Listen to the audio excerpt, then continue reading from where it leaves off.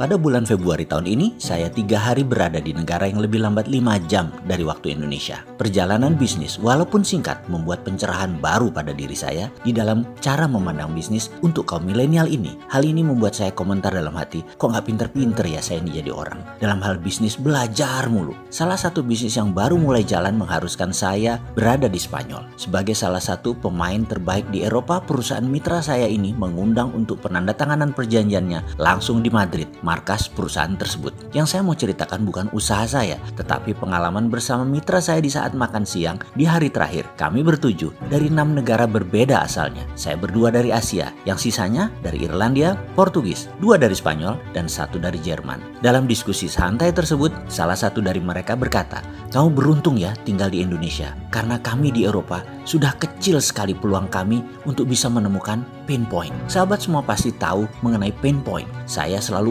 ulang dalam video yang lalu, kemampuan melihat pain atau titik derita ini pada sebuah masalah dan menemukan solusinya, itu adalah peluang bisnis yang luar biasa besarnya. Kita review sebentar tentang pain point. Misalnya, macetnya Jakarta dan masalah distribusi barang sehingga melahirkan industri yang namanya GoFood, GoShop dari Gojek, GrabFood, dan lain sebagainya adalah kemampuan mereka melihat pain point. Itu pelajaran singkat mengenai pain point ini. Catatan penting, semakin besar masalah yang diselesaikan atau terobosan untuk mempermudah hidup, akan semakin besar profit atau keuntungan menyertainya juga. Juga semua ini besar nilainya untuk bisnis Anda. Seperti Apple Incorporated lakukan dengan iPhone yang menggabungkan telepon dengan semua aplikasi adalah solusi memindahkan semua tools ke tangan. Membuat Apple Incorporated sekarang nilainya $1.000 billion market capitalization-nya. Ini sama dengan 50 kali APBN Indonesia yang 2.000 triliun rupiah. Juga kalau dibandingkan BUMN Indonesia, Apple itu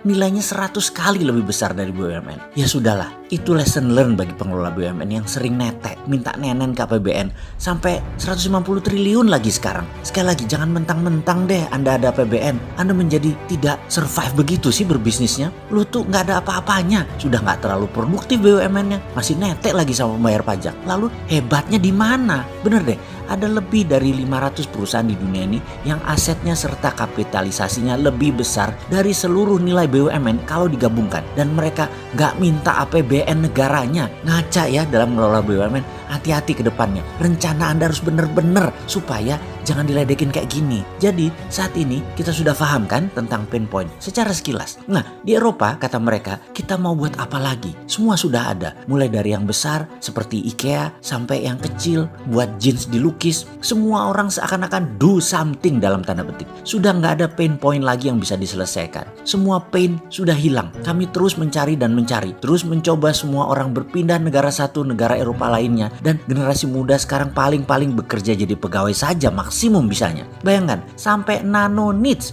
sudah ada pemainnya. Apa itu nano niche? Misalnya mereka menganalisa di dunia ini ternyata setiap 10.000 orang ada 1 orang yang kalau berdiri di depan umum atau berbicara di banyak orang, lebih dari 2 orang saja tangannya berkeringat. Kejadian ini tentunya membuat tidak nyaman dirinya dan orang di depannya. Lalu pain point itu menjadi peluang bisnis. Diciptakanlah comfort ball yang dibuat dari bahan kain penyerap keringat yang sangat lembut dan wangi, sehingga mereka yang memiliki masalah tangan berkeringat tadi bisa menjadi nyaman dengan memegang comfort ball tadi. Itulah nano niche. Bayangkan, 1 orang dari 10.000 saja yang memerlukannya, tetapi pain point tetap peluang besar dan ini disolve, ini diselesaikan solusinya. Lalu setiap orang mulai mencari-cari nano niche lainnya dan dibuatkan problem solvernya, sehingga kami dipaksa terus-menerus menciptakan sesuatu yang makin kecil pasarnya, atau kami hanya bisa jadi pegawai biasa saja. Semua pasar itu ada pemainnya, semua sisi ada yang memenuhi kebutuhannya. Sungguh menjadi pegawai semua menjadi rutinitas dan jadi pegawai tidak menyenangkan